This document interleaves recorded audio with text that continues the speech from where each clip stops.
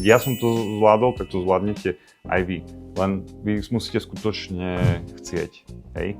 A keď chcete byť úspešní realitní makléri, tak mali by ste to chcieť, hej? A nie, že potom prídeme na poradu a proste nemám, jednoducho, ja vám nechcem zle, hej? Ja že zase tu nesmiem na škole, tak keď nechcete robiť, tak to nerobte, len vidíte na mne, že nejaká taká známosť, populárnosť, videnosť je spojená s výsledkami, hej.